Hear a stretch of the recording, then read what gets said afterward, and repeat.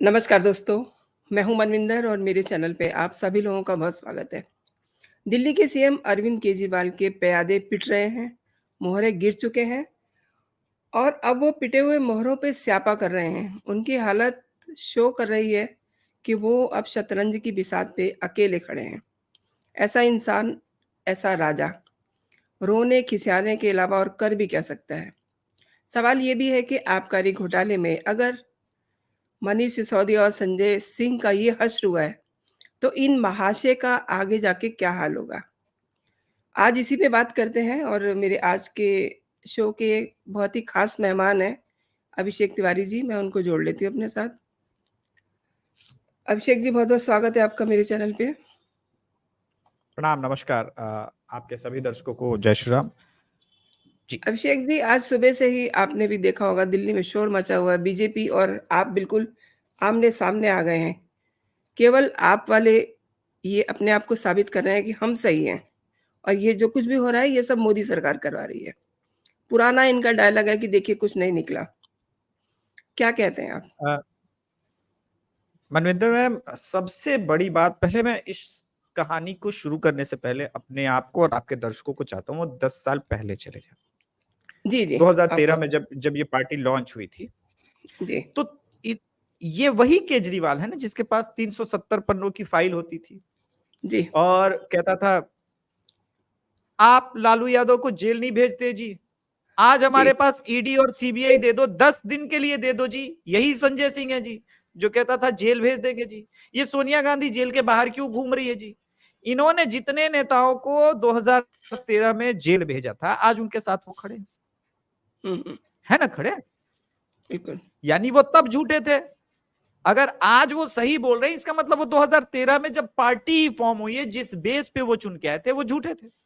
या वो जी, तब सही थे और अब झूठ बोल रहे हैं। ये दो ही जी, कंडीशन हो सकती, तीसरी कोई कंडीशन की इसमें कोई गुंजाइश वेरी नहीं। ऑब्वियस। लेकिन अब हम जरा फैक्ट्स के ऊपर जांच लेते हैं। जी, जब मनीष सिसोदिया को इस केस में जेल में डाला गया, आबकारी घोटाले में, जी, जी, तब इन्होंने कहा कि हम बस बेल करा लेंगे जी, इस केस में कुछ दम नहीं है। पहले इन्हें दिल्ली कोर्ट, साकेत कोर्ट से जमानत नहीं मिली, हाई कोर्ट में गए, हाई कोर्ट में नहीं। अब सुप्रीम कोर्ट ने भी कल कह दिया कि हुँ, स्पष्ट हुँ, लिंक्स दिख रहा है कि आम आदमी पार्टी के हैं, जो बिल्कुल। है मिल रहे हैं। तो जी, जी, और 2 बार जो मनीष सिसोदिया ने अलग-अलग सुप्रीम कोर्ट में इसके पहले बेल एप्लीकेशन लगाई थी, वो जी, इस घोटाले के ऊपर नहीं, अपनी वाइफ की बीमारी का हवाला देकर के बेल मांगने का प्रयास किया, जी, जी, क्योंकि वो जानता था आबकारी नीति। अब मैं थोड़ा-सा और इसको एक्सप्लेन करता हूँ आपके दर्शकों को। देखिए ये जी, जी, घोटाला बिल्कुल। शुरू कैसे हुआ? जी, इस घोटाले का बेस जो है ना, क्षेत्रीय पार्टियां, चाहे वो जितनी क्षेत्रीय पार्टियां हैं, उनके अंदर एक मन में इच्छा होती है कि हम अपनी पार्टी को नेशनल लेवल पे लेके जाए, जी, एक्सपैंड करें। तो आप बताइए, उसके लिए पैसा चाहिए, और एक ऐसा नहीं कि 2 4 5 10 करोड़ का पैसा चाहिए, अकूत पैसा जी, चाहिए। इस पैसे को आप कैसे लेके आएंगे? आपके पास, आपने तो जीवन भर अंबानी को गाली दे रखा है, जी, आपने जीवन भर अडानी को और जितने कॉर्पोरेट है बड़े बड़े, उनको तो गाली देकर के अरविंद केजरीवाल की राजनीति शुरू हुई है। जी, तो जी, इनके पास एकमात्र ऑप्शन था करप्शन। हुँ, हुँ, मैं बार बार कह रहा हूं कि अभी अभी देखिए, जल विद्युत घोटाला का जांच शुरू होने दीजिए। इसके बाद ये जो जी, पैनिक बटन का प्रॉपर घोटाले का जांच शुरू होने, ये हुँ, वन ऑफ द दुनिया की, भारत की नहीं, दुनिया की मोस्ट करप्ट पार्टी है, जिसने राजनीति में प्रवेश के साथ ही जिसका एकमात्र ऐसा लगता है कि लक्ष्य था, वो करप्शन करेंगे। जी, अब ये करप्शन में फंसे हुए हैं और इनके पास कोई ऑप्शन क्यों नहीं है? सबसे पहला जो अप्रूवल बना, वो दिनेश अरोड़ा बना। जी, अब दिनेश अरोड़ा जो अप्रूवल बना, कैसे बना? ईडी में हम पहले उस प्रोसेस को समझ लेते हैं। मैं या आप जा करके अप्रूवल नहीं बन सकते। मैं जी, कह दूं कि वेरी केजरीवाल ऑब्वियस। के खिलाफ डायरेक्ट गवाही देने है, हुँ, हुँ, तो ईडी और सामने जो बैठी हुई कोर्ट है, ईडी को तो मुझे पेश करना होगा ना कोर्ट के पास। तो ऐसे नहीं कोर्ट मान लेगा या ईडी कर देगी मुझे गवाह में, नहीं। मुझे ईडी में ट्रांजैक्शन के अपने डिटेल्स दिखाने, जी, बताने होंगे कि ये ट्रांजैक्शन हुए हैं या नहीं हुए होंगे। वो जी, लिंक जी, प्रॉपर प्रूफ होने के बाद कोर्ट जो है अप्रूवल बनाती। जी, जी। ठीक, तो ये पहले अप्रूवल थे। दूसरे अप्रूवल राघव के बारे में बात करते हैं, जो वाईआरसीपी के, ये बड़ा डेवलपमेंट था। वाईआरसीपी के एमपी जो हैं श्रीनिवासलू रेड्डी, उनके बेटे अभी 3 अक्टूबर को ही वो अप्रूवल बने और उसके बाद 4 अक्टूबर को तो ये गिरफ्तार ही। दरअसल उन्हीं के अप्रूवल ने सारा गेम बदल दिया जी, और ये जो संकेत है वो सिर्फ संजय सिंह तक के लिए नहीं है। नरेंद्र मोदी जी को जो फॉलो करते हैं, सुनते हैं और जी, उनको सुनना चाहिए। मैं इसलिए कहता हूं कि वो लंबा भाषण देते तो आपका टाइम लगता है, लेकिन सुनने से हिंट्स मिल जाते हैं। बिल्कुल। उन्होंने 3 अक्टूबर को एक रैली में एक बात कही थी कि कोई भ्रष्टाचारी मेरा ताप 5 मिनट तक सहन नहीं कर सकता। आज 5 अक्टूबर है जब हम ये शो कर रहे हैं जी, और बंगाल में, तमिलनाडु में, आंध्रा में 3 जगह जी, और ईडी की रेड हो रही है। जी, जी, इतना ड्रामा तो किसी ने नहीं किया। ऐसे तो लालू प्रसाद यादव भी कह सकता है कि भाई मैंने कोई नहीं चारा घोटाला किया है। ऐसे सुप्रीम जी, कोर्ट ने कह दिया। अगर 2 ही शर्तें हैं अरविंद केजरीवाल के पास, या तो तुम आम आदमी की पार्टी के हाँ में हाँ मिलाओ तो ठीक है, वरना सब मिले हुए हैं जी, सारा सिस्टम मोदी ने खरीद लिया है जी। ये वो लोग हैं जिन्होंने सदन में भारत की सबसे ऐसी निष्पक्ष संस्थान चुनाव आयोग घोटाला कर रही है, ईवीएम हैकिंग कर रही है। सौरभ भारद्वाज जो मंत्री है, इसने किया ये फेक प्रोग्राम जी, करके। लेकिन इसी हैकर को जब चुनाव आयोग ने बुलाया तो ये नहीं गया, क्योंकि ये जानता था कि जी, बिना मशीन को हाथ लगाए, देखिए हैक तो तब होगा ना जब आप बिना मशीन को हाथ लगाए हैक करेंगे। क्योंकि आप अगर दावा करती हैं कि अभिषेक का लैपटॉप में हैक करूंगा, तो कोई बाहर से सॉफ्टवेयर डालेगी। अब ईवीएम जो है वो सेट रिसेट फ्लिप फ्लॉप पे काम करता है। एक बेसिक इंजीनियर को समझ में आता है कि बिना उसका पूरा पार्ट बदले हैकिंग नहीं हो सकती, यानी जी, गलत वोटिंग भी नहीं हो सकती। लेकिन इन लोगों ने ये पाप कहाँ किया? सदन में किया। इसलिए मैं कहता हूं कि आज अगर भ्रष्टाचार का बेस्ट एग्जांपल आपको लेना है तो लालू और ये लोग जो हैं, ये छोटे मोटे लोग, अरविंद केजरीवाल कह के, मैं इनको सोफिस्टिकेटेड स्कैमर बोलता हूं। इन लोगों जी, ने पूरी परिभाषा बदल दी है। और देखिए, मैंने दीदी आपको एक बात बोली थी शो के शुरू में जी, कि हमें 10 साल पीछे इसलिए जाना चाहिए। इन्होंने एक और भ्रष्टाचार किया, मेरे और आपके और मुझ जैसे इस देश के करोड़ों युवाओं के विश्वास के साथ। जी, जी, जब दिल्ली में जंतर मंतर में आंदोलन चल रहा था ना, तो हम जैसे लोगों ने नौकरियां छोड़ी हैं और हुँ, इस हुँ, आंदोलन में शामिल हुए कि भारत बदलेगा भ्रष्टाचार के जी, खिलाफ। जी, जी, जी, आज स्थिति यह है कि अब अगर कोई सही और नेक नियत के साथ बुल्ले शाह जैसा संत भी आ जाएगा ना और ये बोल देगा हुँ, हुँ, कि भारत में भ्रष्टाचार को मिटाने के लिए एक आंदोलन करना है, तो इस देश का युवा हाथ जोड़ लेगा, बोला नहीं, एक और नहीं अरविंद करेगा। केजरीवाल चाहिए। अब जी, जी, अफोर्ड नहीं कर सकते। तो जी, जी, ये जो स्कैम है ना, देश के लोगों के विश्वास के साथ, वो बहुत जी, बड़ा है। जी, जी, वेरी ऑब्वियस जी, यूथ के साथ इन्होंने धोखा किया है। बिल्कुल। जी। एक और बात है, इस खेल में जिस पर सबसे ज़्यादा भरोसा केजरीवाल एंड कंपनी ने किया, यानी कि दिनेश अरोड़ा, उन्होंने सारा खेल बिगाड़ दिया। लेकिन समझना मैं ये चाहती हूँ कि इतनी कच्ची गोलियाँ केजरीवाल कैसे खेल गए?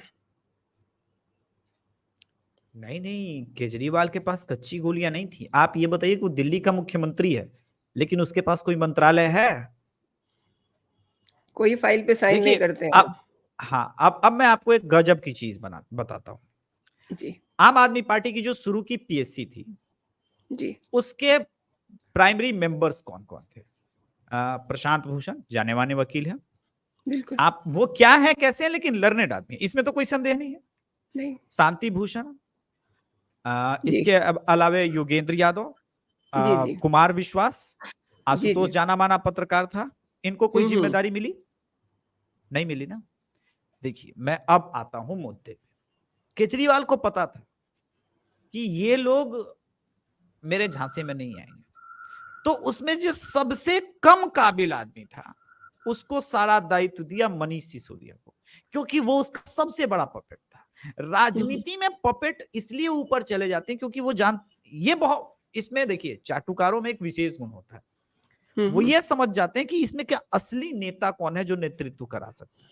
और संजय सिंह ने आप याद कीजिए कुमार विश्वास के वो गंभीर आरोप जो उन्होंने पंजाब के संदर्भ में लगाए थे, तो इसी संजय सिंह ने कहा था राजनीति में ये सारे काम भी करने पड़े। इसी संजय सिंह ने दिल्ली दंगों के मुख्य आरोपी ताहिर हुसैन को जब अरेस्ट किया था दिल्ली पुलिस ने, अब तो चार्जशीट में उसका नाम डाल दिया है और जी, जी। प्राइम अक्यूज में चार्जशीट में नाम है, उसका कैसे और किस मास लेवल पे जाके इन्होंने सपोर्ट किया था। तो अब बदले में संजय सिंह को भी सपोर्ट मिलेगा। भ्रष्टाचारियों में एक बहुत अच्छी बात है कि एक चौकीदार आया गांव में और चोरों को सांस नहीं लेने दे रहा था, तो सारे चोरों ने बोला यार इसके रहते चोरी नहीं कर पाते, तो अगले दिन उन्होंने उस चौकीदार के घर में कुछ सामान रख दिया और बोला कि इसी के वजह से चोरी नहीं हो रहा था क्योंकि यही चौकीदार है और इसी ने जो है सारी चोरियां रोक दी है, लेकिन असली चोरी है। और भ्रष्टाचारियों का जो ये जमावड़ा दिख रहा है ना, उसका मुख्य कारण ये है कि एक आदमी दिल्ली की कुर्सी पे ऐसे बैठ गया है जो कह रहा है कि न खाऊंगा न खाने दूंगा, और अब खाने का प्रयास करोगे, पहले एक अनब्रोकन जो है रिश्ता था, अनसेड रिश्ता था कि मैं तुम पे राजनीतिक रूप से एलिगेशंस लगाऊंगा लेकिन मैं तुमको जेल नहीं भेजूंगा। ऐसा नहीं कि मायावती या समाजवादी पार्टी पे कांग्रेस ने हमले नहीं किए, लेकिन आज तक कार्रवाई नहीं की थी, अब कार्रवाई हो रही है। ये जो डिफरेंस है ना, अब लोग कहेंगे कि भाई ये राजनीतिक रूप से जो है एक कार्य है। मैं ये कहता हूं कि अगर राजनीतिक रूप से भी कार्य है तो मेरे प्रश्न का जी, आपकी थोड़ी आवाज ब्रेक हो रही है। अच्छा, वो तो जी। पता नहीं, मेरा तो नेट का इशू प्रॉब्लम नहीं है। नहीं, ठीक, अभी ठीक है, आप आ, बोलिए। हाँ, तो ये कार्रवाई होनी चाहिए या नहीं होनी चाहिए राजनीतिक रूप से, पहली बात तो ये। दूसरी बात ये है कि जो पार्थो चटर्जी हो गए, यहाँ पे जो पैसे मिले इस रेड में, उसकी गर्लफ्रेंड के पास करोड़ों रुपए मिले, वो जी, पैसे जी। भी क्या नरेंद्र मोदी ने रखवा दिए। हाँ। अब इनका ये कहना है कि हम संजय सिंह के घर से कोई पैसे तो नहीं मिले। भाई, ईडी का काम पैसे रिकवर करना नहीं है, ईडी का काम है मनी ट्रेल की जांच करना। पहले बेसिक समझ लें आप लोग। जी, जी। इसके पहले ये लोग सोच रहे थे कि ईडी के डायरेक्टर को बदलवा हुँ। क्या, संजय मिश्रा को बदलवा दो काम हो जाएगा। अरे तो भाई, संस्थाएं परमानेंट होती है, डायरेक्टर तो आएंगे जाएंगे, जी, जी। काम तो उन्हीं को करना है। जी। आपने भ्रष्टाचार किया है, उसमें संलिप्तता है, अब आप पे कार्रवाई होगी। और अगला नंबर जो आपका थंबनेल में है शायद, या जो प्रश्न आप पूछ रही थी कि अगला नंबर किसका होगा, राघव चड्डा है, आतिशी मार लेना है, तो मुझे यह लगता है कि अगला नंबर जो है वो निसंदेह राघव चड्डा का हो सकता है। किंतु अब अभी 3 घंटे पहले ब्रेकिंग न्यूज ये कि पूरी पूरी आम आदमी पार्टी को ईडी जो है मुख्य आरोपी बनाने जा रही है और सुप्रीम कोर्ट में वो लिखित रूप से देने जा रही है कि नहीं, ये पूरा का पूरा बहुत लोग इसमें शामिल है, मल्टीपल लोग हैं, यानी मल्टीपल सोचिए लोग हैं। हाँ, वो एमएलए तक को वो नहीं छोड़ेगी। तो ये एक बड़ा मैसेज है जो मैंने 6-8 महीने पहले अपने चैनल पे एक बात कही थी कि आम आदमी पार्टी 2025 तक समाप्त हो जाएगी, क्योंकि ये पार्टी जो उपजी है ना, इसके कोई नीतिगत सिद्धांत नहीं है। इसने बोला जन लोकपाल बिल लेके आएंगे, ये दिल्ली में लेके नहीं आई, दूसरी जगह छोड़ दीजिए, इनका आंदोलन ही जन लोकपाल बिल पे था। और इनसे बड़ा भ्रष्टाचारी कौन हो सकता है? जी, जी। जिस चीज के लिए इन लोगों ने आंदोलन किया वही नहीं किया। जी। सुबह से ये लोग चिल्ला रहे हैं, इवन मैं देख रही थी कि आतिशी मार्लो जो है ये प्लस कल इन्होंने सौरभ भारद्वाज ने भी ये कहा कि घोटाले की कोई ट्रेल होनी चाहिए। लेकिन इनका कहने का मतलब था कि कुछ मिला नहीं है। तो अब ये ऐसे भी नहीं है कि जो कुछ मिला होगा इनको, वो इन्होंने घर में ही रखा होगा। क्यों शोर मचा रहे हैं ऐसा? इसके पीछे क्या दिखाई देता है आपको? देखिए, पहली बात, क्या मिला क्या नहीं मिला, इस पे बड़ा सिंपल सा आंसर है। गुजरात पहला ये ब्रेक कब हुआ? जब गुजरात में कैश पैसे कहीं ट्रांसफर कराने थे तो दिनेश अरोड़ा ने बताया कि भाई डायरेक्ट एक कैंपेनर है जो इलेक्शन कमीशन के इलेक्शन की कैंपेन करने वाली एक टीम है, उसको पेमेंट करना था। ये एक्चुअली ब्रेकडाउन तो दिनेश अरोड़ा के कैश ये जी। टारगेट पे तो दिनेश अरोड़ा था, जी, दिल्ली जी, वो लीकर तो स्कैम तो पहले था ही नहीं। जी। तो वो बोला कि तुमने ये आम आदमी पार्टी के कैंपेन देखती है, उसको क्यों पैसे दिए? तो बोला सारा तो यही हुआ, सारा तो यही हुआ। उसके बाद देखिए के कविता के जो चार्टर्ड अकाउंटेंट है बुची बाबू, वहां से सारा जी। केस ओपन होता है। तो हुँ, ईडी हुँ। को पता चलता है ये स्कैम मास लेवल का है और बड़ा सुनियोजित है। इसी वजह से ये परेशानी है। देखिए उसके आपने उस समय जो घोटाला किया उसको आपने गुजरात इलेक्शन में समाप्त किया या गोवा इलेक्शन में समाप्त किया, इसका ईडी से लेना देना नहीं है। सवाल जी, ये है कि आपने गलत ढंग से पैसे लिए और कहां-कहां गलत ढंग से खर्च किए, उसकी जिम्मेदारी हमारी नहीं है। ईडी का वो काम नहीं है। तो पैसे रिकवर होने की तो बात ही नहीं है। बात ये है कि आपने पैसे लिए, आपने गुजरात इलेक्शन में खर्च किए। गुजरात इलेक्शन में 16% वोट जाने के लिए कितना करोड़ों रुपए जो खर्च हुआ, वो पैसे कहां से आ गए इनके पास? जी, जी। क्योंकि आज के पहले तक तो आप बोलते थे कि मैं ₹250 भी चंदा लूंगा जी तो वेबसाइट पे डालूंगा जी। हुँ, तो हुँ। वो वेबसाइट तो आपकी खाली पड़ी है जी। उस पे तो आजकल ₹2.5 के चंदे का अपडेट नहीं है। बिल्कुल। तो आप जिस ट्रांसपेरेंसी को लेकर के आए थे, आपने सबसे पहले उसी ट्रांसपेरेंसी की माचिस जला दी।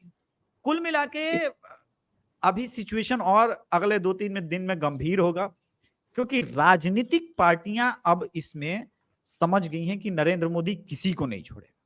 जी। तो अब वो एक होंगे और मुझे लगता है कि दिल्ली में एक आध अब बड़ा ये लोग प्रोटेस्ट ऑर्गेनाइज कराएंगे ऑल पार्टी मीटिंग जी, के जी। बहाने। जी। मेरा अगला सवाल यही था कि 2014 से जब से मोदी जी की सरकार आई है, तभी से काले धंधे में जो लोग लिप्त हैं, उनकी शामत आई हुई है और इंडिया अलायंस इसीलिए मतलब आई डोंट नो वो एकजुट है कि नहीं है अंदर से, लेकिन हाँ, वो एकजुटता दिखा रहे हैं। उनको इसमें सफलता भी नहीं मिली है, लेकिन ऐसे लोगों की लंबी लिस्ट है, तो ये मामला आबकारी का है, केजरीवाल से जुड़ा हुआ इनकी कंपनी का है, लेकिन अखिलेश यादव, शिवपाल यादव, उधर लालू यादव, बंगाल में दीदी का भतीजा, तो इन सब के लिए तो फिर जेल भी छोटी पड़ जाएगी। कोई बात नहीं, जेल में स्पेस की कमी नहीं है, लेकिन अगर देखिए मेरा एक और कहना है, हुँ, हुँ। ये जो अगर कार्रवाई नरेंद्र मोदी नहीं करते तो मुझ जैसा युवा क्या करे?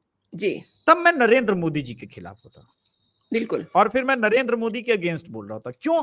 क्योंकि ये मुझसे बोल के आए थे जी। कि मैं सत्ता में आऊंगा तो भ्रष्टाचारियों पे कार्रवाई करूंगा। इनका प्राइम एजेंडा था रैलियों में। इन्होंने 2014 की हर रैली में कहा था कि भ्रष्टाचार मुक्त भारत बनाएंगे। तब अभिषेक तिवारी नरेंद्र मोदी के विचारों से सहमत हुआ, बोला कि नहीं, एक दमदार नेता है जो वास्तव में भ्रष्टाचार पे कार्रवाई करना चाहता है। हुँ, हुँ। अब अगर वो भ्रष्टाचारियों पे कार्रवाई नहीं करते, मैं जानता नहीं हूं कि तृणमूल कांग्रेस कितनी साफ है। ये जी, हम जी। और आप और भारत का हर एक आदमी, छोड़ दीजिए ईडी को, छोड़ दीजिए सारी बातें, हुँ, क्या हम नहीं हुँ। जानते कि लालू प्रसाद यादव क्या है? इसी अरविंद जी, केजरीवाल ने दिल्ली में फूके मार मार के दिन में 14 बार लालू प्रसाद यादव का नाम लेता था कि लालू जी, जी। प्रसाद यादव जेल से क्यों बाहर है जी, लालू प्रसाद हुँ। यादव जेल से क्यों बाहर है जी। और जैसे पटना में मीटिंग हुई, सबसे पहले लालू प्रसाद यादव के चरणों पर जाके, तो क्या इस देश की जनता जानती नहीं है? तो ये सारा चीज जो इकोसिस्टम बनाने का प्रयास है, ये सिर्फ अपने आप को बचाने का प्रयास है। एक चीज आम आदमी पार्टी की मैं सराहना करूं, इन्होंने बहुत तेजी से भारतीय राजनीति को समझा और जो लोग कहते थे कि आईआरएस की नौकरी छोड़ करके आया है ये ईमानदार आदमी है, मैं समझ गया कि ये आईआरएस की नौकरी इसलिए छोड़ के आया, उसको समझ में आ गया कि इतने घूस से मेरा काम नहीं चलेगा, मुझे मास लेवल पे करप्शन करना है तो नेता बनना पड़ेगा। माने इसने इसमें समझा मैं या अरविंद केजरीवाल, इसने ग्रैब किया पॉलिटिक्स को। समझा हाँ, नहीं शायद इस से इस इसने ग्रैब किया। हाँ, मतलब वही आप ग्रैब कहिए या फिर होता है ना कि अगर ये पहले समझ जाता तो शायद आईआरएस ही नहीं करता, डायरेक्ट जी, जी। पॉलिटिशियन बनने का सोचता।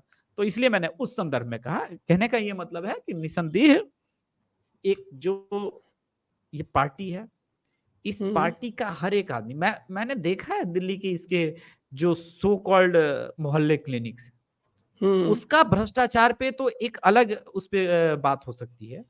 जी। उसको डीप रिसर्च करने की आवश्यकता है, वहां पे तो और कार्रवाई होने की आवश्यकता भी। हुँ, लेकिन हुँ। ये पहले दिन से जैसे सत्ता में आए, इसका जो है एक सूत्री कार्यक्रम था कि पैसे जमा करो, हमको पीएम बनना है, और फिर वहीं से करप्शन की सारी कहानी शुरू होती है। जी। अभिषेक जी, मोदी जी क्या सोचते हैं, अगले पल वो क्या करने वाले हैं? किसी को पता नहीं होता, इवन उनके कैबिनेट के मंत्रियों को भी पता नहीं होता है। और अब केजरीवाल को लेकर के सब सोच रहे हैं कि अगला नंबर उसका है। डू यू थिंक कि मतलब उसको गिरफ्तार करके पॉपुलर बनाएँगे? नहीं, अभी मेरा ये मानना है कि अभी केजरीवाल गिरफ्तार नहीं होगा। केजरीवाल की पार्टी की कहानी 2025 तक चलेगी और बीजेपी के कई बेनिफिट हैं अरविंद केजरीवाल जैसे आदमी से। क्योंकि ये लोग उस श्रेणी के आदमी हैं जो फ़र्क एस्टैब्लिश करते हैं। एक अच्छे नेता, एक बुरे नेता और एक धूर्त नेता के बीच में। हुँ, हुँ। तो डेमोक्रेसी में चुनाव तो आपको इन्हीं 3 में से करना होता है ना। तो जी, जी। धूर्तता की नई जो स्टैंडर्ड है ना, वो स्टैंडर्ड बदल दिया अरविंद केजरीवाल ने। सो वो भी इस समय के साथ होगा। केजरीवाल पे भी कार्रवाई अभी मैंने अपने चैनल पे थोड़ी देर पहले यही बताने का प्रयास किया कि मिल सकती है। दिल्ली को भविष्य में एक राबड़ी देवी मिल सकती है। क्योंकि अब सीएम साहब जाएँगे जेल तो फिर मैडम सीएम जेल बनेगी क्योंकि उन्होंने अपने हिसाब से भाई वो पूरा का पूरा आलीशान शीश महल बनवाया है अपने अपनी देख-रेख में। तो इतनी जल्दी तो छोड़ के जाना ठीक नहीं रहेगा। तो बहुत सारे ऑप्शंस हैं अभी केजरीवाल के पास। लेकिन केजरीवाल तक पहुँचेगी दिल्ली पुलिस ये या फिर ईडी या सीबीआई अलग-अलग मामले चल रहे हैं कई जगह पे। ये एक टाइम चीज़ लेगा। और लेकिन उस एक चीज़ जी। जी, कैरी ऑन। लेकिन उससे पहले मेरा ये कहना था कि गुजरात वाले केस में जो डिग्री को लेकर के पीएम डिग्री का विवाद है गुजरात यूनिवर्सिटी के साथ, उसमें सजा हो जाएगी लेकिन वो मैक्सिमम 2 ही साल की होती है, आराम से इनको जमानत मिल जाएगी। जी। मैं आपको एक ट्वीट दिखाना चाह रही हूँ। आप इसमें अंग्रेज़ी में जो लिखा हुआ है उसे तो आप समझ रहे हैं, हाँ, हाँ, ठीक, ठीक। ठीक है? हुँ। अब क्या इस विषय पे भी सरकार संज्ञान ले रही है? क्योंकि देखिए वैंकूवर में जो कुछ हुआ, कनाडा में जो कुछ हो रहा है, निज्जर को तो लेकर के उससे जितना शोर-शराबा मचा है, इन्होंने कोई बात नहीं कही है, क्यों? और अभी भी ये पुन्नू के साथ कनेक्ट में हैं।